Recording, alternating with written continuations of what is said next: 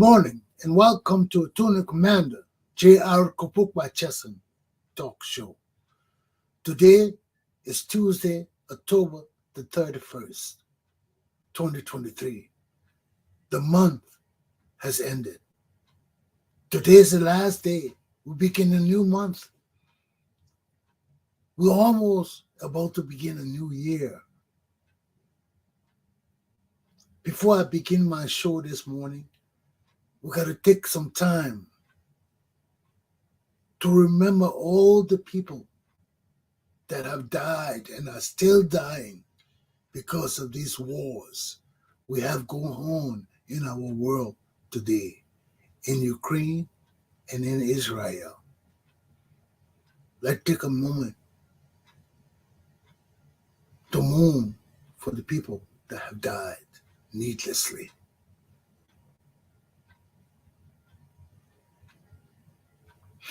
May their souls rest in perpetual peace.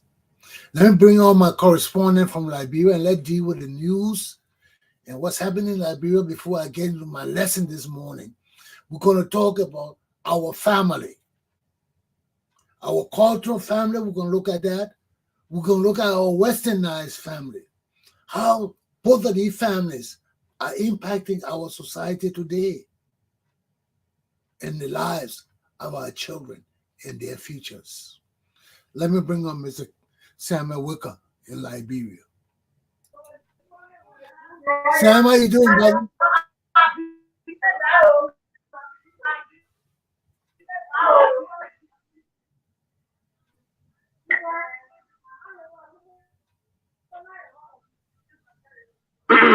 You're not ready yet?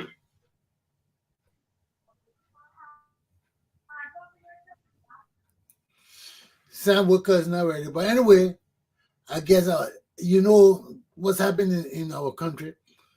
We got the news about this woman who the court has ordered to be paid X number of $1 million because of wrongful treatment at the JFK hospital.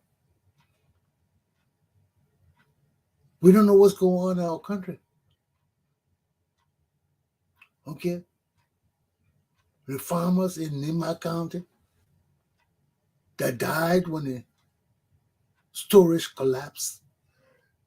Let me bring on Sam. Let me see if he's ready to come on. Mr. Wicker, are you ready to start the show?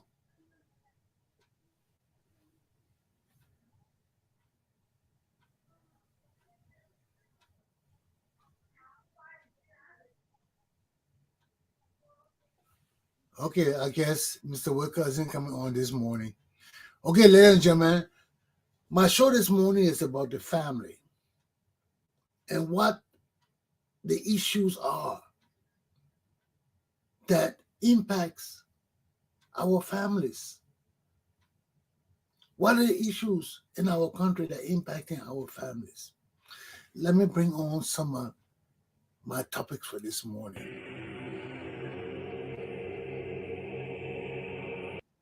This morning, we're going to look at the family. Now, we know our family. When we talk about family, we have our cultural side of the African family. And because we are westernized, we also have our western side of the family. The chart I have up here, inside child versus outside child. This chart refers only to our westernized family, where in our society, our Christian society, our society functions in this manner on the Western level. On the cultural level, is a totally different aspect. Unlike our Western culture, where we are expected to be Christians and have one mother, one father, or man and wife, and the family, our African culture is totally different and opposite to that. In our African culture, we respect the family on a different level, where a man is entitled to as many wives as he can. Under African laws, cultural laws, women are chattel.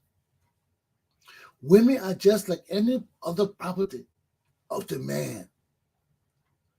Despite that, when a man marries a woman, the woman is supposed to take care of the home, the farm, and everything connected with the house, the children, and everything. That's their job under our cultural setting. Whereas the man is the hunter. He goes out. And you know when you go to hunt, you're not going for one day. You may go for 1 week to go hunt. They may go for 2-3 weeks to go hunt. So when men leave the village to go hunt, they're not just a hunting trip where we go on in the car and things like that. No, these men are going out in hunting parties. Group of men going out for weeks to go hunt. Because when they come back, they're coming back with enough food to last for the season. So they're not going out for hunting again until the next hunting season. And there are many, many dangers with hunting. When you go out in the pack, you confronting snakes, you confronting wild animals, you confronting the terrain. There are places you will go to hunt, you may not have been there before, because if you hunt in one place for a certain number of time, you exhaust the food supply. You got to go look somewhere else to hunt. So that's their jobs, to always scarce the area, to hunt, to protect the village from other tribes, to train for war, prepare for different things. The men have their responsibilities. The women have their responsibilities. And that's how the society operates. And because it functions like that, when a man comes into his compound, all his wives are attached to his compound. Unlike our Western society where the men will just come and have sex with you and make love to you if there is no commitment and leave, the traditional society is different. In some society, the women are selected for the husband. You have no choice over how many women the family will select for you. But based on your wealth, the people, the oracle or the family may go out and choose your own family. So you might end up with 6 wives, 7 wives, if the family feels that you are rich enough or successful enough to have these wives. In the family eyes, children are wealth. Why? Because if a man is wealthy and have a lot of farm, he needs a lot of people to attend to his farm, to attend to his compound, to attend to the animals and flocks, everything. And children are an asset for that. Now imagine in the Western society, people are not going to school. You go into boot school for about 6 months. When you leave the boot school, they teach you how to cook, to deal with societal living and cleaning and all the kind of things that women need to learn. That way you have the descendant society. They teach you all of that. Then in the poorer society, they teach the men all about hunting and protecting the village and being warriors and different things. So every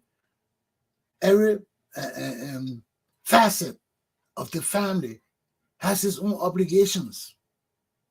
Okay? So the man marries according to the tradition. In some family, in some tribes, I told you, the family select the wife for the man. You have no choice over that. In other tribes, you select the family will select the first wife for you. They call her the head wife. After that, when she starts doing the work and she feels the work a lot and she needs help, she herself will go out and find a companion for her husband. The husband will have nothing to do with that because our culture is based on living, life standards, not sex.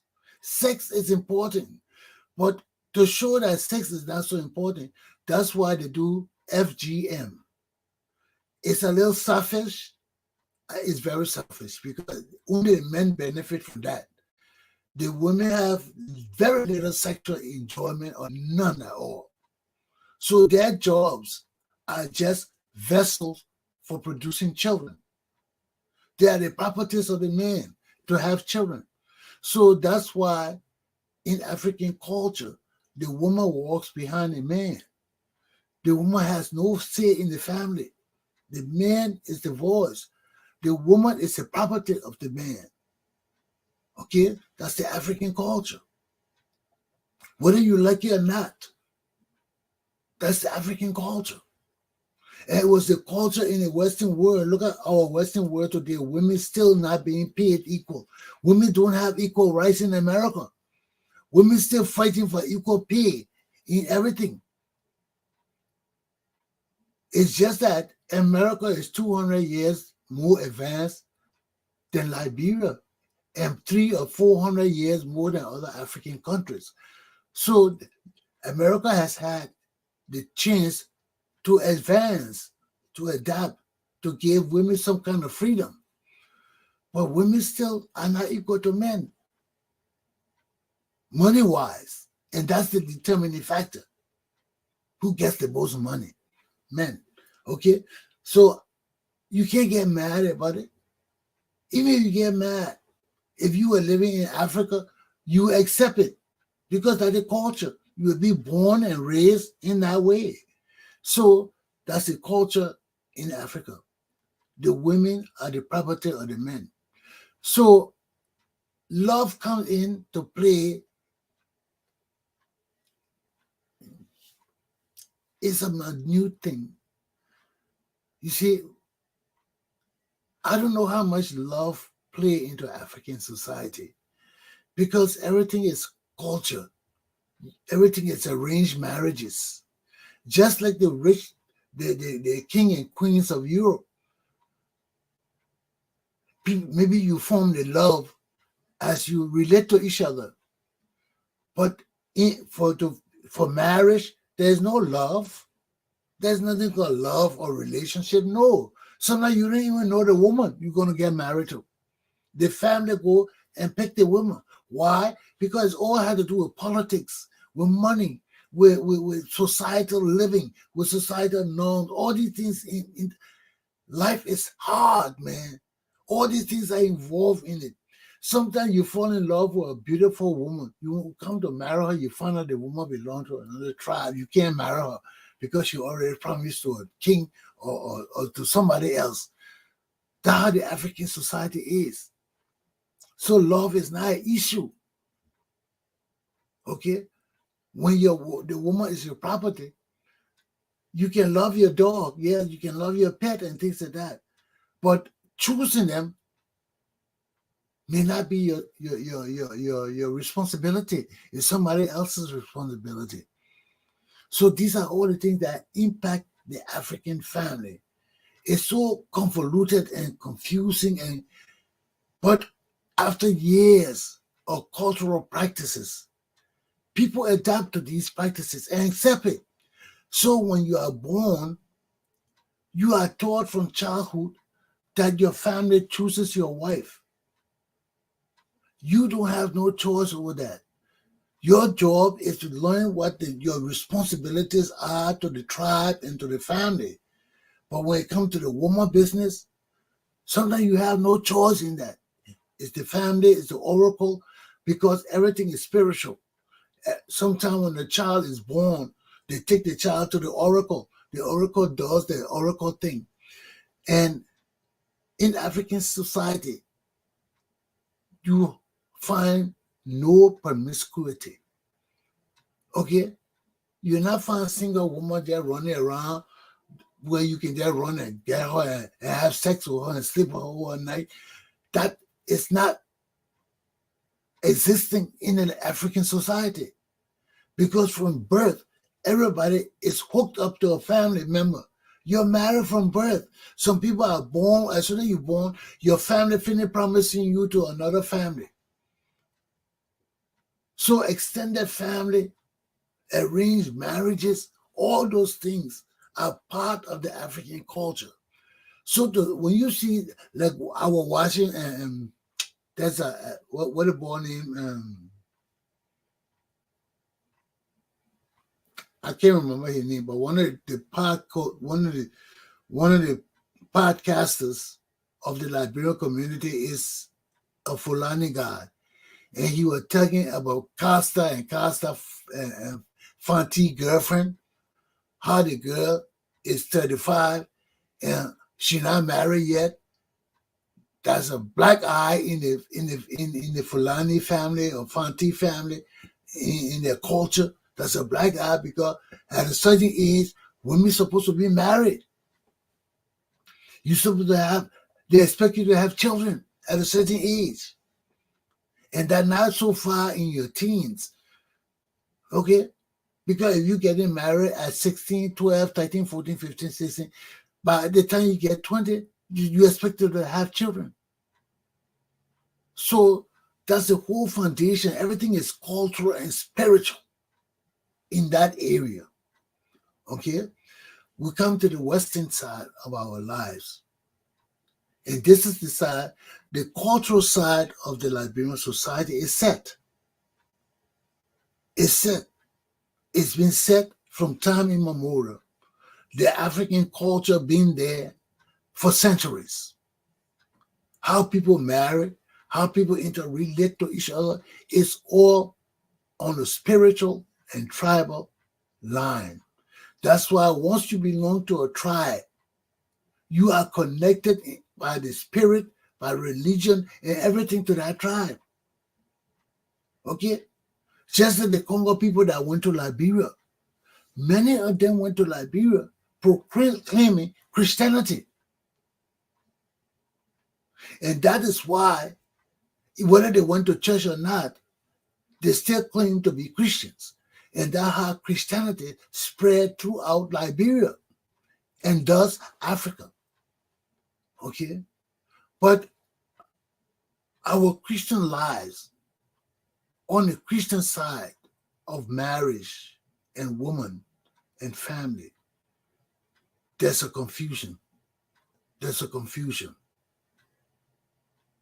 There's a serious, serious confusion. Why? Because we try to mix our Western standards with our African standards. And not for the benefit of anything good, but just to promote the sexual urges of the men of the Congo society. The women too, both, because there's a lot of promiscuity on both sides of the aisles, the women and the men. Okay? So unlike our culture that has been set in stone from time immemorial, we have the African Americans coming to Liberia, the Americo-Liberian, with their own culture based on Christianity, and trying to intermingle with our culture, with our African culture and women. You see, this is where the mess come out. This is mess. Because first of all, we have to understand, everybody who claiming to be Christians are not really Christians.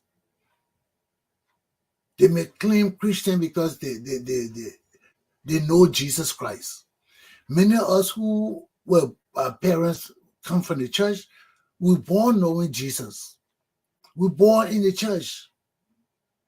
But our ways and our beliefs do not demonstrate that we are Christians. I can say, yeah, I'm a Christian. But the way I behave, I don't follow any Christian practice. I don't behave as a Christian. I have no principles that are values of Christian principles. I do what I want to do. And these were the people coming to Liberia.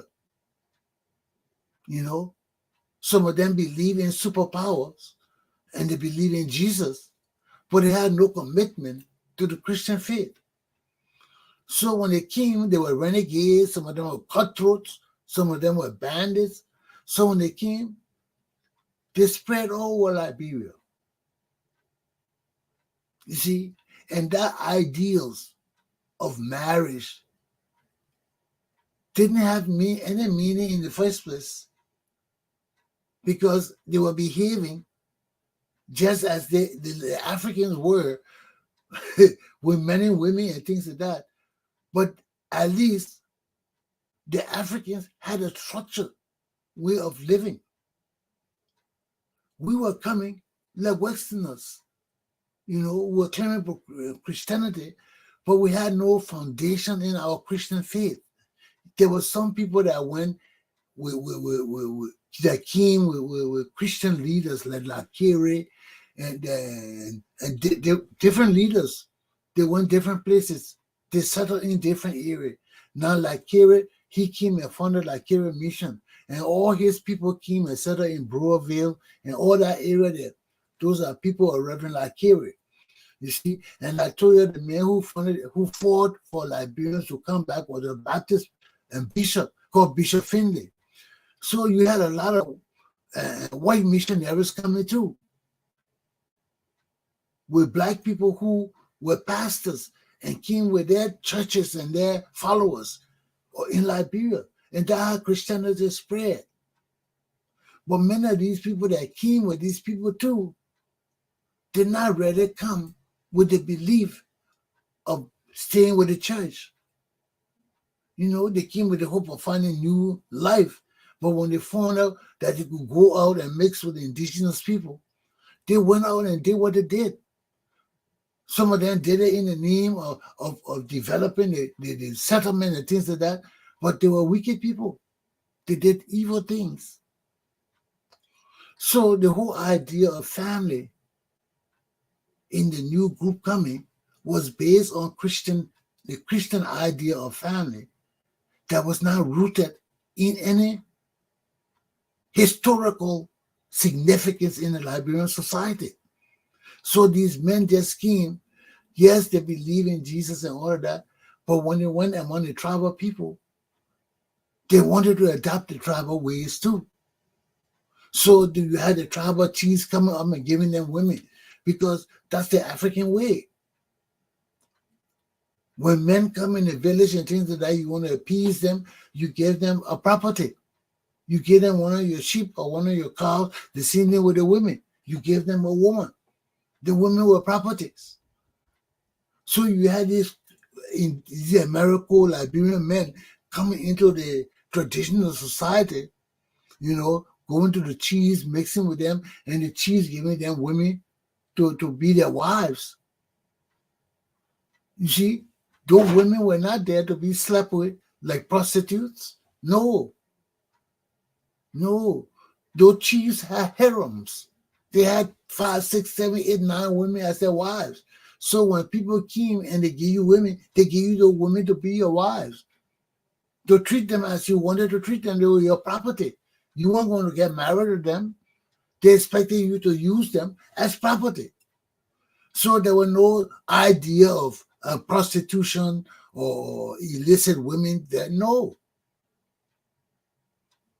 So all those American Liberian men that went to those traditions of society were given those women to be their wives. You see this right now in Liberia, the American missionary, the Richards, that man who just impregnated that Liberian girl. You see what happened? He slept with the girl. The parents agreed and gave him the girl to marry, and he paid the dowry. That all you gotta do, pay the dowry. Once you pay that dowry, the woman is yours. She's your property. The family don't want her no more. Do what you want to do with her. She's yours. And that's how it was. And that had the promiscuity started amongst the Americo-Liberian Christians. They came, some of them were already promiscuous from America, but it wasn't bad. It wasn't like the way they do it now. Look at my father got married and had 20 children outside. I mean, had 15 more children outside, plus his 20 children. Why? Because he was he was attorney general. According to Liberian society, he was a chief, one of the chief's men. They gave him women. The women were his. Talk about the same thing. When talk about one of the villages, they talk about women. Now you are a Christian. It's up to you to say, no, I got a wife. But you see, our culture does not understand that. Our indigenous culture does not understand that. When you come in, when you're the president of a nation, all the tribes expect you to take one of their women as a wife. It's an honor to some of them for you to take that woman as a wife. That shows that you want to spread your seed to all the tribes. But that's not our Christian faith. How do you reconcile that? How do you deal with that? You know, the Westerners, when they hear those kind of things, they say, oh, no, that they all they think about sex, man, woman. But everything in the culture, African culture, does not sex. Sex is the last thing. You know, yes, sex, the men like sex, but they have sex with their property. The women are their property. They can sleep with any one of the women they want to sleep with. They ain't got to explain nothing. They ain't got to write nothing down. They ain't got to beg nothing. They say, I want to sleep with you. They sleep with you. You're their property. It's just that this modern thing here, we come in the modern world now. Women got authority now. They can say, no, I'll mean you. But you can't do that in the tribal thing. You'll be punished. You know, there are norms too in the society that protect the women. There are norms, but it's not that much because the women are properties. When you are my property, what kind of right you have? You hardly have any rights. You see? But there are traditional laws that protect the women too. You can't just mistreat your woman because you want to do it. No, the chiefs and people can intervene and stop that. Okay? You know, the chiefs and all of them have disciplinary control over the family and all of that. So, but we have to understand the African culture. Why are the African men promiscuous? Because that's our cultural norms. That's our cultural norms. And that will make you a leader when you go into the society. People offer you the women, you say, no, I got my wife. I'm a Christian. One man, one wife. You know, if you tell them that, they will understand it and respect that too. But I don't know how they will relate to you. You know, because from time immemorial, our presidents have done that. Where Tutman wasn't that guy. We never heard of, but Tutman taking 3-4 wives, and Tutman wasn't like that. Tutman had girlfriends. Yeah, we see Tutman children all over the place. But Tutman was not a man that took traditional wives, traditional women to. I think that Tutman would not have tolerated that. There would have been some big fight. Yeah. So the man can control that. You can control that. But I don't know what kind of connection you have with the tribal chiefs and all these people. And that what Toba them wanted. They wanted a deeper relationship with the chiefs. They wanted to lead the poorer society. And when you want to do all of that, you got to get in the traditional society. You got to do the things the traditional people respect and honor as part of tradition. And part of the tradition is having plenty of women, having plenty of wives, having plenty of children, having a big farm, and all of that. That shows wealth and power in the African context. Okay? But not in the Western context. So let's look at these children in a Western context now. Because my class is not just one day thing. We gotta look at the things from different perspectives. Let's look at this now in the Western context. We expect to have a mom and pa. Only two parents in the Western context. From these two parents, when you are born in wedlock, your parents are together. They are supposed to love each other. We assume that they will love each other. And from that love for each other, it will spread to you. This is what differentiates the Western society and children raising and all of that. Now, in the traditional society, a chief may love all his children. He may love all his children. But the way the Western society expects a family and dad and mom to relate to their children may not be the same in the African society. Because a chief, if you got 20, 30 children, or 10, even 10 children, or 5 children by different women who you married to, you want to treat all of them the same. You want all of them to have the sense of being loved equally. Okay? The same way. If you slap one, slap all of them the same way, treat all of them the same way. Okay? Because all of them will be judging you as to how you treat them, how you treat their mom, how you treat them. You see the complexity? They're watching you. So from your interaction with your different wives, we give your children a sense of belonging or not. The same thing with the Western family. But we are so into the Western family that we have to look at this from a different perspective. Okay? Because Liberian men want to be Christian and want to be Africans at the same time, they create confusion for the children. Some of them create confusion for themselves because they don't know how to handle these relationships. Okay? So they marry as Christians, but yet they go out like African men and have relationships and want to treat the wives that they have in the home as property too. And that can work. You know, some of it is just normal fooling around, yes. But some of these men go around and take these other women and put them in apartments and keep them like concubines with their wives. And that's why most families are poor. The father can't really support all the children he got. Because if you got children in your house you supporting, then you got your concubines in the apartments that you paying $1,000 a month for buying food and rent and everything for that apartment. Why can't you just bring all of them and put them in a compound, which should be cheaper? But instead of that, they keep these separate women apart. And it harms the children. Because it's not in the best interest for the children. So yeah, the things here we have to look at. You got both parents under this Christian context.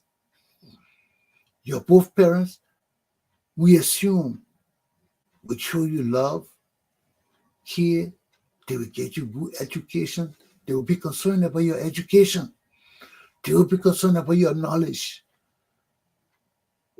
Because when they're talking and you ask questions, they will stop to teach you the right way and the right thing.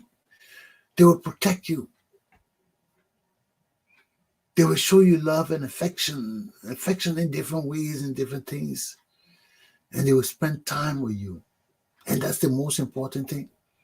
They will take you out to the movies, to the beach, to different things. They will give you time. On the other side, you're also a child. You be raised by a single parent, or people who or one parent who is not your parent, but your mom or dad's wife, or you be raised by your grandma, your grandpa, or your aunt or your uncle, or some relative or friend. I was raised by a cousin.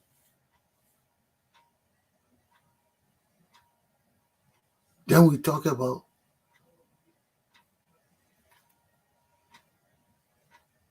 what kind of love you get. Are you going to get the same kind of love that you get from your mom and pa, you get from your uncle and aunt? And don't be mistaken. Every parent may not be ideal. Every parent may not be good to their child. Every parent may not be loving and kind and protective of their children. There are some parents, people who born in wedlock with both parents. These parents are so evil and destructive to each other and their children. When you hear the children's stories, you want to cry for them. But these are the things that happen. You see? So don't think because people born in wedlock, everything is all right for them. But we assume that majority of the parents will love their children, will take good care of them, will try to educate them, will give them good knowledge, protect them, show them affection, and give them time. Whereas the outside child, you're on your own, man. You are on your own. Because if you live with your mother may be having anxiety. I mean, be so mad with your father, or be so angry person because of the relationship is not going the way they want it, or she's not getting the support she wants, or for some kind of reason, she angry. And that anger will come down to the children. That anger will be experienced by the children. Because in everything she does, she's the only provider now. Yes, the dad is there, but the dad all for his wife. He live in another home with his wife and everything.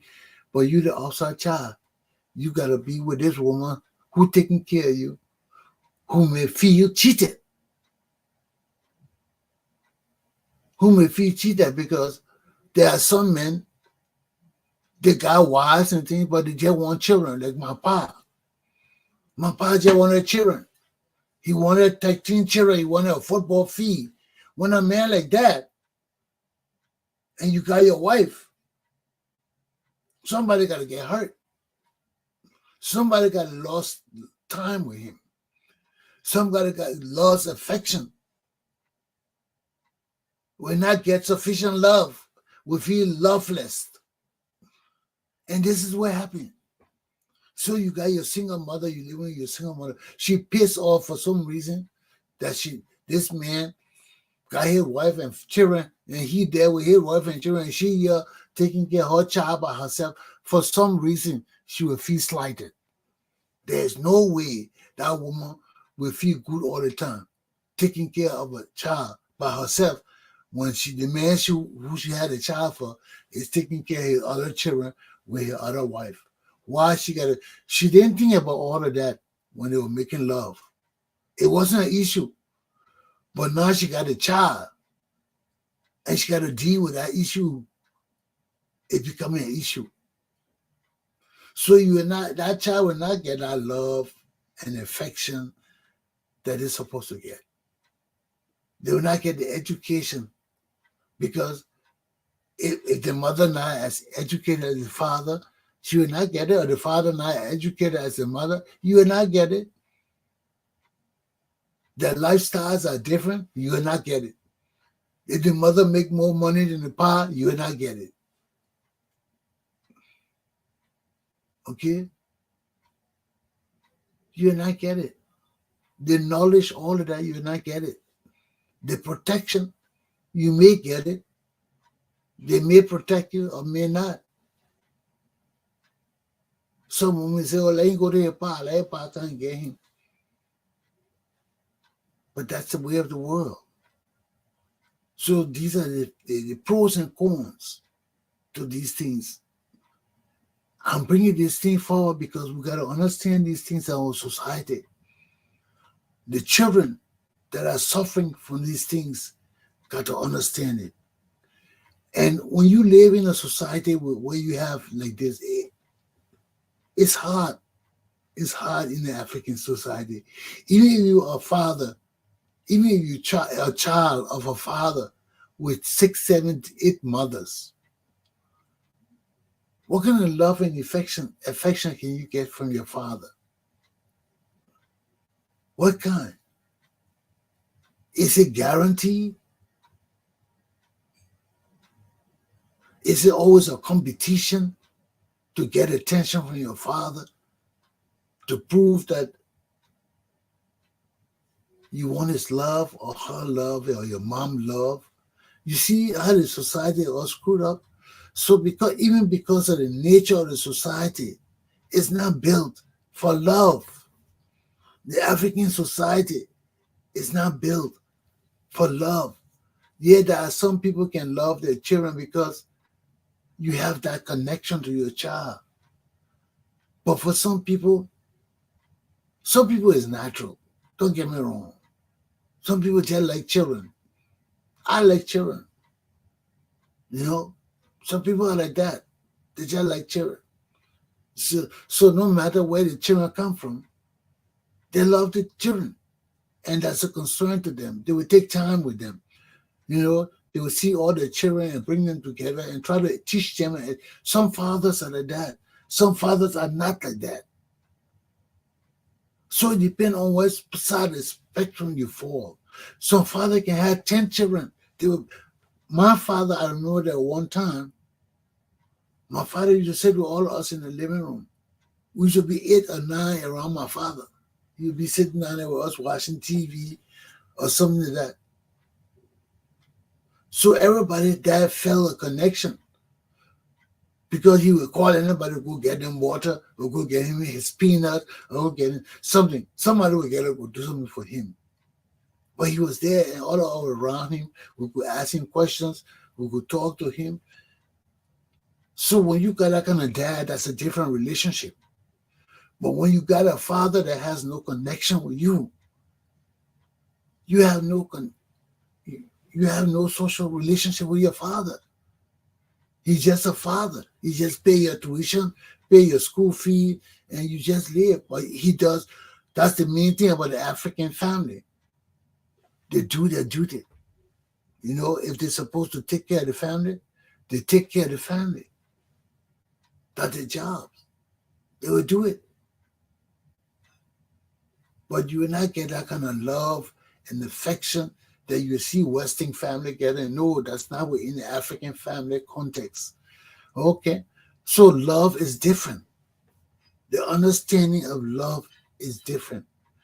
You know, when you talk about love and you got love relationship just for the children you sleep with in your bed, or just for the children of your wife, your one wife, it's different than when you got 5, 6, 7 wives, or even 4 wives, according to the Quran. You know, you got to deal with all those children. Are you a father who knows how to bring these children together? Some father know how to do it. When they enter the yard, all the children come to them. Other fathers, they ain't got time for that. So that's the disadvantage of having this kind of marriage relationship. So the same thing with the Western family relationship. You know, where do our Western people stand? Are they Christians or are they mixed? You know, because the African fathers, the Liberian people who got children outside, you know, they behave like it doesn't matter to their wives. Hey, she got to accept it. So they act like their wives are chattels too, are properties too, because they don't care whether they care or not. Hmm? How one man will have 20 children and say you're married? And how you expect your wife to feel about that? Can she go out and have 20 children too? You see the disparity in our society. And it's not only with the children, it's with the women too. To deform the women to keep them from wanting to go out and have sex. It hurts me because that deforming a person. When you cut their sexual organs so they can't feel like having sex, that nature that God gave them is diminished because you want to put them in a certain situation and they grow up doing it to themselves. How can women be doing the thing to themselves? The women supposed to be fighting to stop that, especially. But here you are in Africa, you got women fighting to cut other women, to stop them from enjoying sex. Does that make sense? It doesn't. It doesn't. It doesn't. So we're hurting our own people, because no matter how you cut a woman, I think that it doesn't stop her mind. Sex is a mental thing as well as it's as mental as physical. It's as mental. For you to love a woman, you got to control her mind. It's all in the mind. Love is not in the private parts. No, love is in the heart and in the mind, mostly in the mind. The woman got to accept you in the mind. All that love making and things is made in the mind before it made in the physical thing. You don't know that? Check yourself. When you love a man, it happens in your mind before it happens in the physical body. If it happened, if you meet a man, you'll just jump together and start kissing and loving right away to that. It's already formed. It's in sync. It's in sync. You're not just meet a person for the first time and just jump on them like that. No. You may have met before and talk, but that relationship was formed. It was synced in the mind. There was a synchronizing of the wave. Some people say, "Oh, I love at first sight." You synchronize it. There's a magic that came together. But you don't usually have sex with people without envisioning it. Talking with the person on the phone, seeing the person, checking them out, knowing how they feel about you and all of that. But those are the things you feel. And it doesn't just come overnight.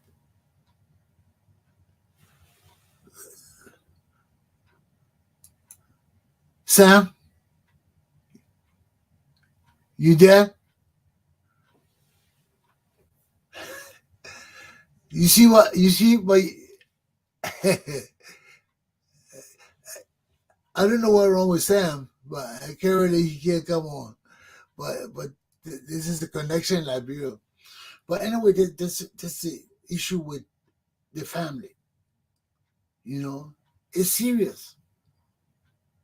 It's serious.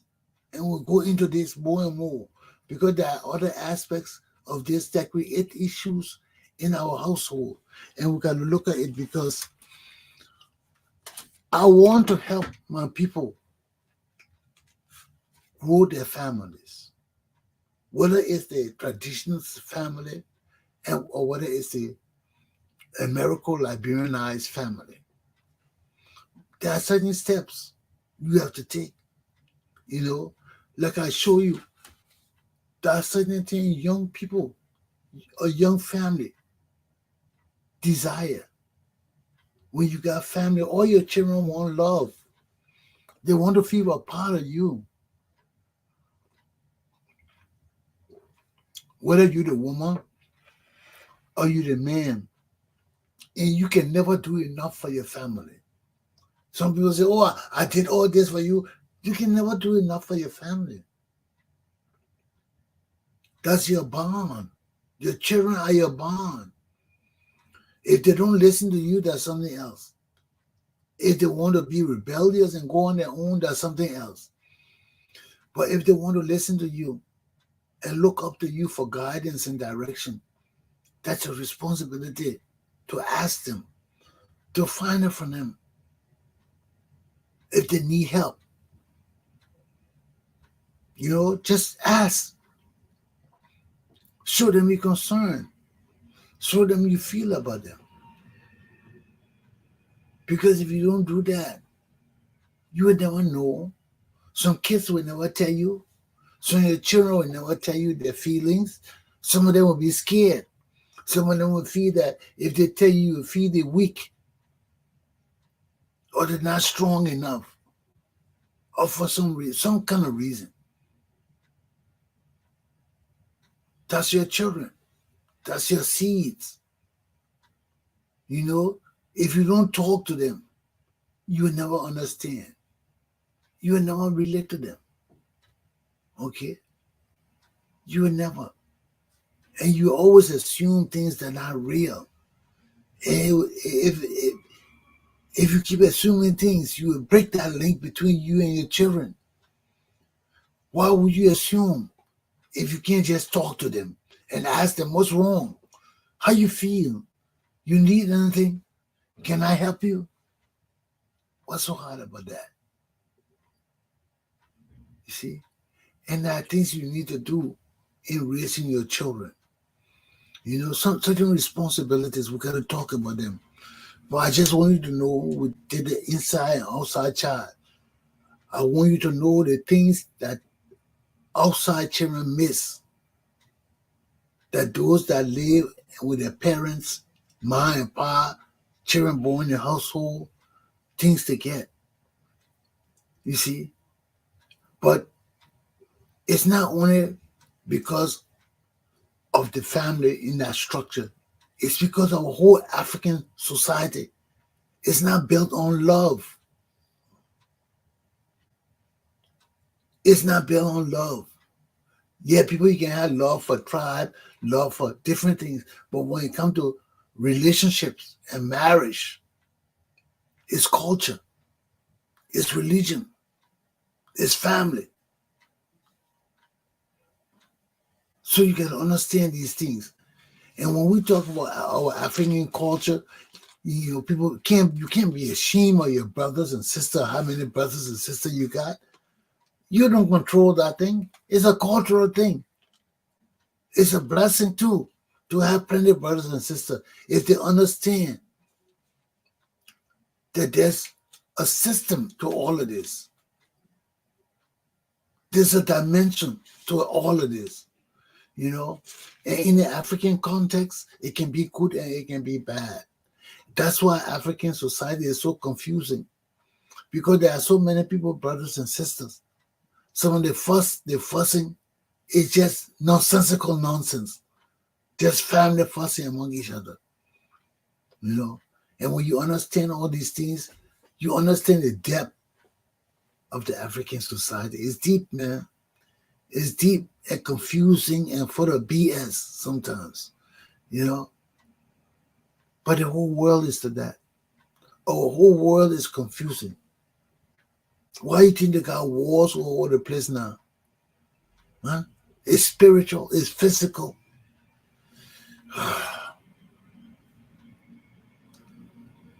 Sometimes it's even hard to advise people, give people advice. It's hard.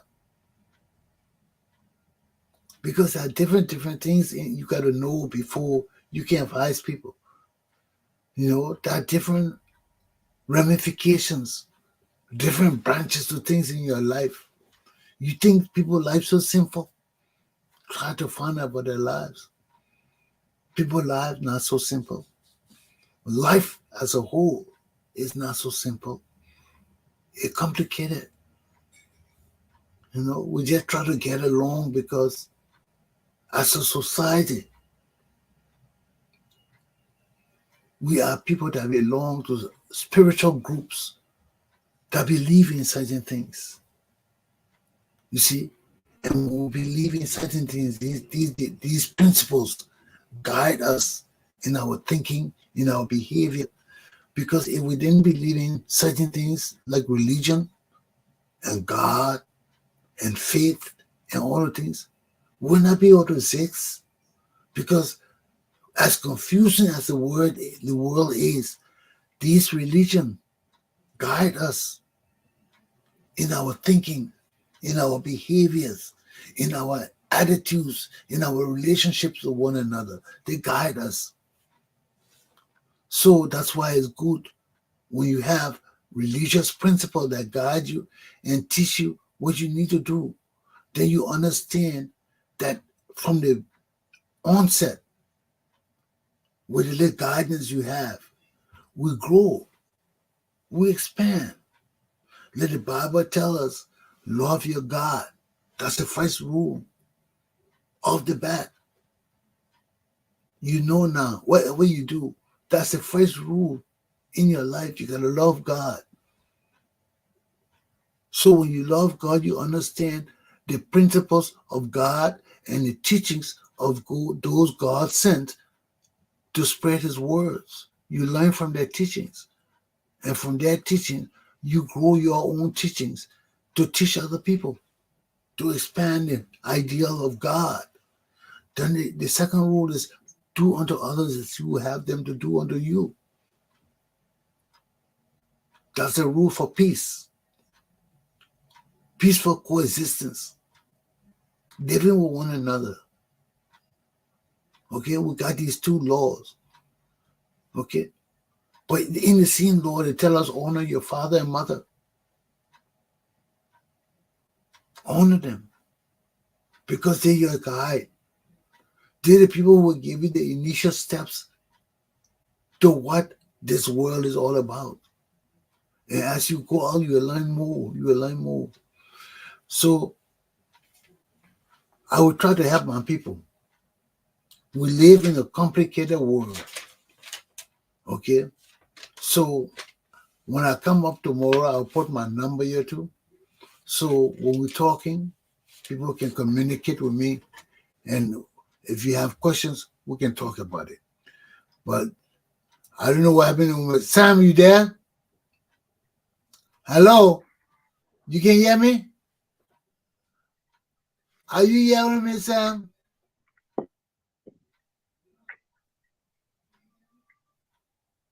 I guess not. Okay, ladies and gentlemen. My correspondent in Liberia cannot hear me. He's just sitting there looking at me.